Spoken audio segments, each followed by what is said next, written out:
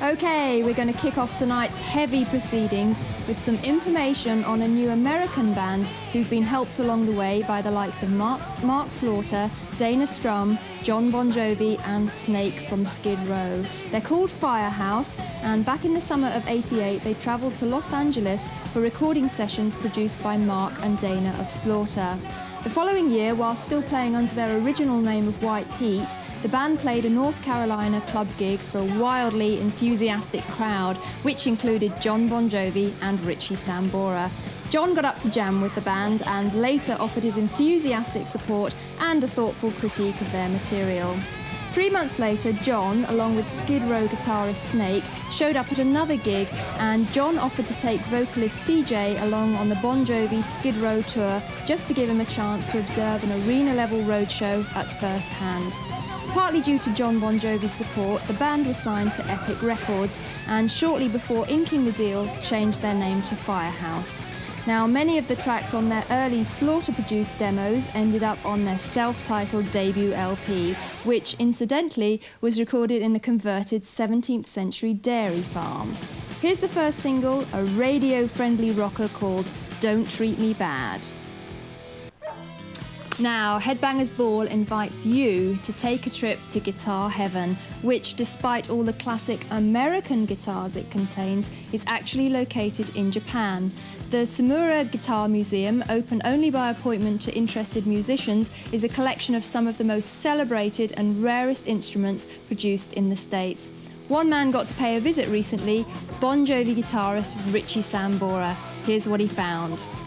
Here we are, deep in the heart of Tokyo, at the Tsumura Vintage Musical Instrument Collection Museum. Step inside, let's take a look around, see what's happening.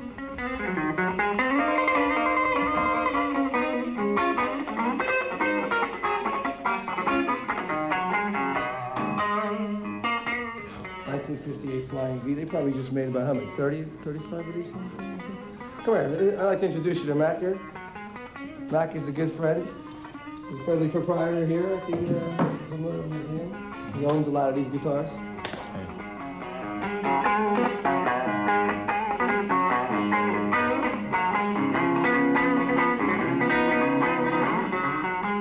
There's a D'Angelico New Yorker where I think there was, what, 21 of them made? 20 something of them made, and they have 19 out of whatever the lot was, so it's a pretty amazing collection.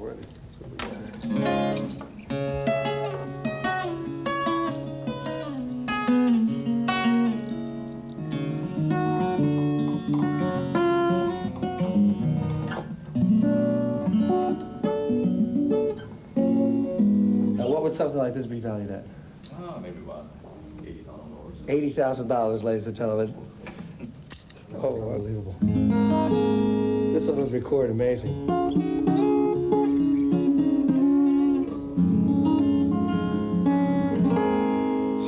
Unbelievable. How about what would something like this be worth? Or maybe $100,000. $100,000. Well, you cannot find them, you know. Yeah, I hear you. I own 7 of them. Here, of course, we have some J200s. Elvis used to play these, right? We have some old Epiphones and stuff. The Beatles used to use a lot of these, too, in their recordings.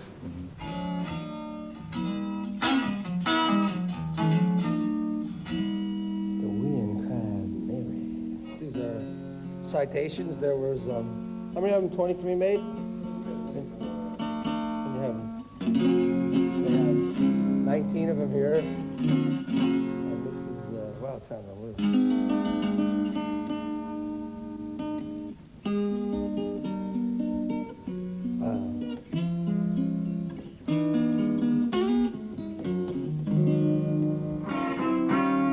I'm off to Guitar Heaven here at this museum, so we'll see you later, man. Take it easy, right?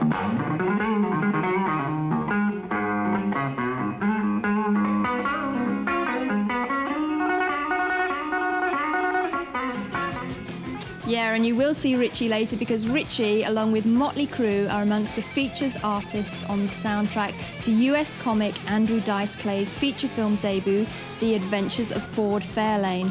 Richie covers Jimi Hendrix's Wind Cries Mary, while Motley Crue contribute Rock and Roll Junkie.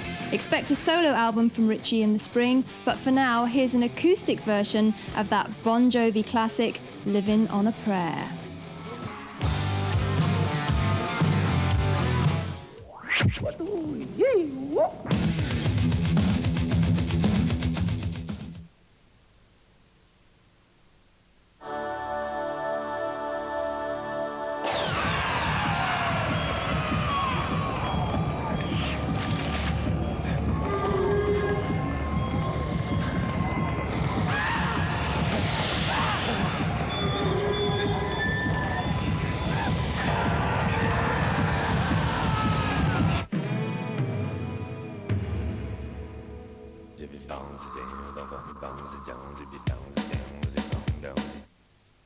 Many a tear has to fall. Step into a world of timeless romance. In the game, said someday you'll find Melodies that will stay with you forever and ever. Take yourself halfway to paradise. 50 unforgettable romantic hits of the 50s and 60s. Every time Songs that have captured the hearts of generations. I die a little. when the girl in your arms is the girl in your heart. Sorry now, Classic music born from a magical era. sorry now. Oh, yeah, love you more than I can Including Nat King Cole, Gladys Knight and the Pips, Gene Pitney and Billy Fury. You'll want to hear these songs again and again. This exclusive collection is brought together on 4 individual albums for just $21.99, or 3 long play cassettes for only $19.99, or on 3 compact discs for $24.99. Senses of To get your copy, call us now on these numbers. quieter than a mile. Let there be you. Let there be Or write to us at this address. Let there be oysters. And remember, Halfway to Paradise is not available in any shops. Let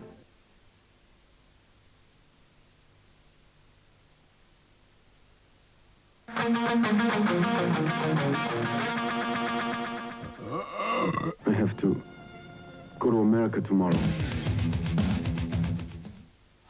That was Slaves of Pain, recorded live in Paris, I believe, from Sepultura, and Max is still with me in the Headbangers Ball dungeon. Now, Max, I'd like to know why you asked Andy Wallace, who's worked with Slayer, to remix the album Arise. We in the record label, Roadrunner, we felt that Scott was really good to produce the album and recording, but for mixing we were looking for somebody that they have like fresh hearing of the thing. We were kind of stressing of the whole thing that we did in Morrisound. So we decided to try somebody else, and Andy Wallace was interesting. He listened to the tape and he liked it. And so we make one try with him, and he did one song, came out really good, and then we decided to do the whole thing with him. Okay. Now, with regard to the lyrics on the album, did you find that they were easier to write? Because obviously your knowledge of English has improved greatly over the last year or so. Yeah, now it's like things that I did on this album, I was able to, even to write in English straight. Was The candle's melting on you. so it was easier this time with improvement of the English, and the whole band is talking more. Great. Yeah, I noticed that. Now, it sounds to me on the Arise album that the songs, you've concentrated a lot more on the arrangements. There's kind of more melody and there's kind of more structure to the songs. Am I right there? Yeah, but I think Arise is more complex, but it's also in other ways angrier than Beneath the Remains. Mm-hmm. It's stronger, I think. It's like a more aggressive album. Mm-hmm. Yeah. Because we were feeling that way, we were feeling like do a commercial kind of thing just because the name was getting bigger. Mm-hmm. So we decided to do Arise with the same elements of Beneath the Remains, like still aggressive, still brutal, and we just more complex. Right. Do you think that kind of aggressive element comes across better when you play small clubs as opposed to like huge gigs? I think it happens more in the small clubs, but in huge gigs also, in Rock in Rio's, the crowd is kind of aggressive also, you know. Even being in a huge thing and the contact was more distant. But you know, the music make them aggressive, you know. But when we play in small clubs, it's more near, so it's more nuts, like people falling on you and all that, breaking teeth. Right. Well, why do you think that Europe was the first to recognize Sepultura? I don't know. I think this kind of music here, you get a better reaction than everywhere else. Like, second, it's America, you know. And in Brazil, when we start, they really didn't care about us at all. So I think for this kind of music, Europe have more to do with thrash, death metal, than other places, I think. Okay. Well, we've got an Anthrax video coming up for you now. Do you like Anthrax? The old stuff, first album. Okay, well, this is the very latest single. DA, Death Angel, Room with a View. Now, that was, of course, a ballad. And I was just wondering, Max, would Sepultura ever consider doing a ballad? I don't think so. I thought you might say that. I like some ballads that some bands do, you know, but for the way I see Sepultura is more like like a live band, you know, a band that they use all the energy, everything we can put in the album, we try to do the same live. And I think for Sepultura the best thing is the music we play, more aggressive, you know, more kind of hardcore metal thing. So, and to do a ballad, I think you have to do a good one, you know. Of course. Yeah. A lot of bands be doing some, there's a kind of, you know, I think you miss something when you hear, or it's too normal, or, you know, too boring. So I think we're gonna keep doing what we do, no ballads. Now, you're on the independent label Roadrunner. Do you think that you'll be remaining on that label, or could you see the band progressing to like a major record deal? No, we're pretty happy with that. You know, they mainly now after Beneath the Remains sells more and they got more recognizing of people. They've really been real supportive, and I think for Arise they're gonna do a lot for the band. And now we're happy with it. And sometimes you go to a major label and things don't work out the way you want. So it's better maybe stay with them because they know what to do with the band better than somebody else maybe. And we're happy with them. Now, as we were saying, things have happened very quickly for you. Do you still feel in control of everything that's happening to the band? Yeah, it's kind of, we look as a natural thing, you know. We don't want to get in a kind of pressure or something like that, you know. So I always talking to the guys, say, you know, we just take it easy and let it go, you know. Right. We just need to be more professional, but that's what was in our plans already, even if it's not all that, the noise about the band. So we don't feel scared about nothing. We feel pretty prepared for everything that can come. Right. And when can we expect to see you touring in Europe? Well, I think we're gonna tour with Slayer on April. I hope that will happen. Great, that's fantastic. Yeah, it's like I think we can play for more people and reach another step in the career of the band. So I hope it will happen. Well, I'm really love to see that show if it does come off. Thanks very much for joining us, and good luck with Arise. And it's time for another short break, but after that, we'll be back with European tour dates for Megadeth and a report from the shoot of their video for Hangar 18, so please stay with us.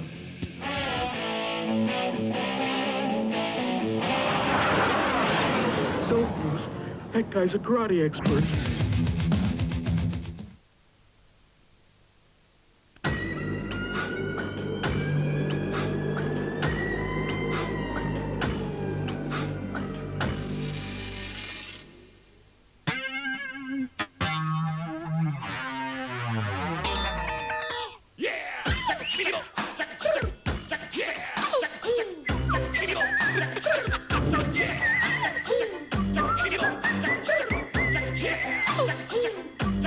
There are no limits. Pop's Watch. Hi, this is Corey Glover from Living Color, and you're watching MTV.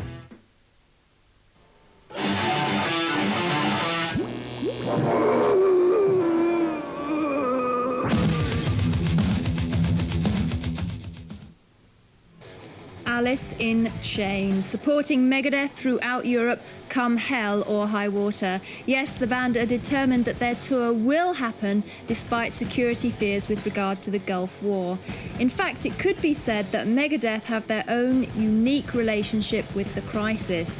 The first video of their current album, Rust in Peace, was for the track Holy Wars, a song inspired by the situation in Northern Ireland, but one which also proved to be prophetic as it was recorded just months before Iraq invaded Kuwait.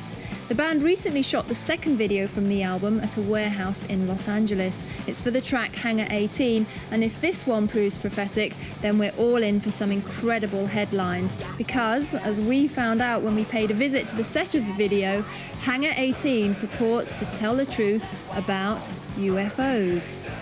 Hangar 18 is a location in the Four Corners states. I guess that's Arizona, Colorado, Utah, New Mexico.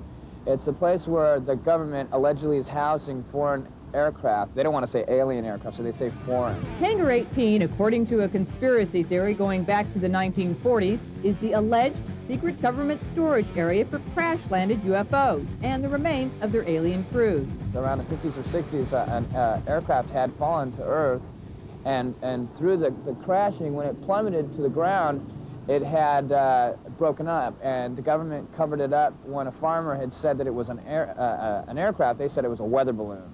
So they sent out these bunch of G-men, they were called Men in Black, and they confiscated all the material, put it into Hangar 18, and there was a life form there. He was called a Gray. And what they did was they put him into a cryogenic chamber and had him in suspended animation.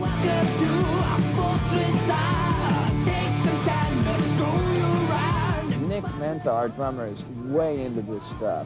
He knows a lot more about it than I do.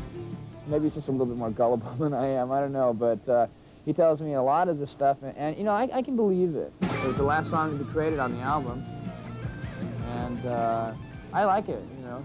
It's definitely probably, you know, one of the more commercially acceptable songs as far as knuckleheads who don't know who we are. With its multiple sets, special effects, and heavy-duty costumes and makeup, Hangar 18 is by far the most elaborate video Megadeth has ever made. The first shoot at Scattergood Power Plant had 70 extras roaming the set, including 50 aliens done up by expert movie and television makeup artists Richard Snell and Chris Briggs. This guy has been irradiated, we figure. He's got all sorts of fun little lumps and bumps and skin disease and things like that. In the midst of all these close encounters, Dave Mustaine still managed to keep a rather down-to-earth perspective. As far as alien life forms, you know, I mean, you walk down Melrose, you walk down Hollywood, and you see more Martians at nighttime than you would if you were screaming through the galaxy, you know? Thought-provoking stuff as usual from Megadeth. Now it's time for something a little lighter on the lyrical front. Here are Scorpions with their brand new video, Don't Believe Her. Okay, time for another short break, but after that, Headbangers Ball continues rocking with the Metal Collection. Stay tuned to find out more, but if you want your 6 favourite videos of all time played in the Metal Collection, then get writing to the usual Headbangers Ball address. Headbangers Ball, MTV, P.O. Box 1384, London, NW1 0HW. And everyone who has their Metal Collection played will receive a much sought after, world famous Headbangers Ball t-shirt. So get writing, and the Ball will be back with more heaviness right after this short break.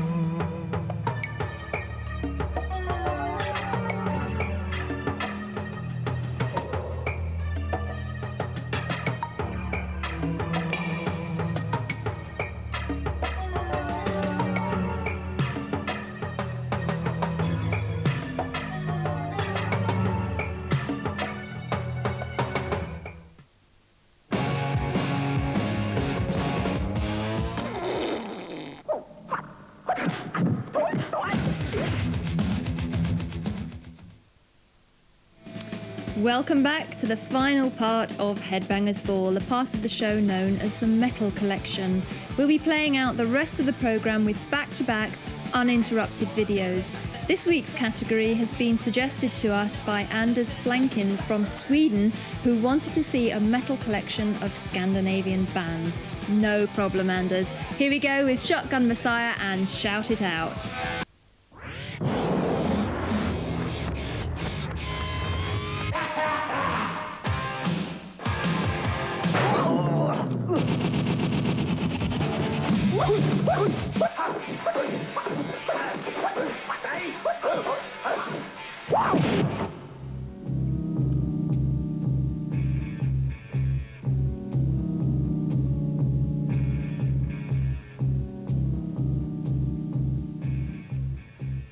Music television, and if you've just tuned in for Headbangers Ball, you've missed it, of course, because it was on earlier.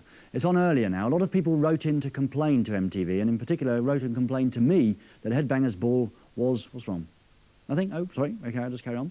Well, Headbangers Ball was on too late on a Sunday evening. Really strange, because we here at MTV thought that Headbangers would stay up till 5 in the morning to watch their favourite music. But no, it seems that the Headbangers of Europe have to be in bed before midnight on a Sunday evening. So, well, I've talked to the powers that be, and I've now got it half an hour earlier. If I can, Headbangers, I'll get it on at 1 o'clock in the afternoon for you, OK? Is that a bit too late? Oh, dear, all right then.